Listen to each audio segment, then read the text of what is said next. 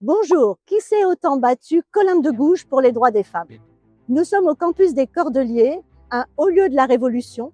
Les montagnards se réunissaient dans le réfectoire et aujourd'hui, c'est un campus de Sorbonne Université. Comment une fille du peuple a-t-elle réussi à devenir une égérie de la Révolution, une femme de lettres, une défenseuse des droits des femmes et des droits civiques de tous les citoyens? Olympe de Gouges s'est battue pour disposer de sa vie et pour renverser les conditions dont souffraient les femmes dans la société. Elle est née à Montauban en 1748 dans une famille modeste.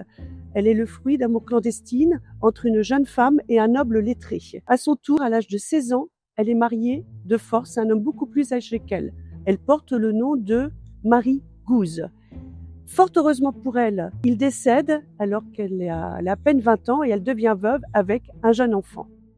Décidée à prendre sa vie en main, elle part à Paris. Malgré le soutien financier de son amant et qui a voulu l'épouser, elle refuse de l'épouser car elle tient à sa liberté. Son veuvage le lui garantit. Non au mariage, oui à la liberté d'étudier. Elle se bat pour les droits des femmes, mais aussi contre l'esclavage. En 1782, sa première pièce, Zamor et Mirza, est refusée, puis acceptée en 1789 à la Comédie Française. Elle n'aura que 3 représentations tant les colonialistes s'opposent à cette pièce. Elle continuera. Elle écrit ensuite des essais sur l'homme noir et elle se bat contre l'esclavage jusqu'au bout, jusqu'à l'abolition qui sera le 4 février 1794.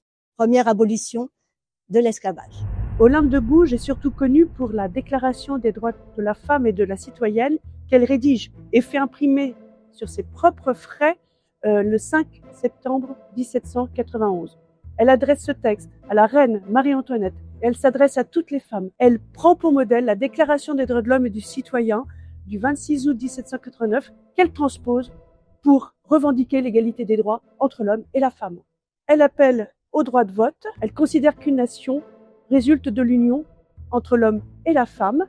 Et c'est 150 ans avant la loi qui en France donnera le droit de vote aux femmes en 1944 qu'elle appelle à cette égalité fondamentale des droits civiques des femmes. Elle affirme, si les femmes ont le droit de monter à l'échafaud, elles ont aussi le droit de pouvoir voter à l'égalité des hommes. Elle est acquise aux idéaux révolutionnaires. Elle propose des libelles, elle propose la création d'une maison du cœur pour les plus pauvres. Mais son opposition à Robespierre l'a conduit à l'échafaud. Elle est guillotinée en novembre 1794. C'était une femme en avance sur son temps qui s'est battue pour vivre libre, pour étudier et pour la défense des droits de tous les opprimés. Comme elle aimait à se qualifier, Olympe de Gouges fut une intrépide.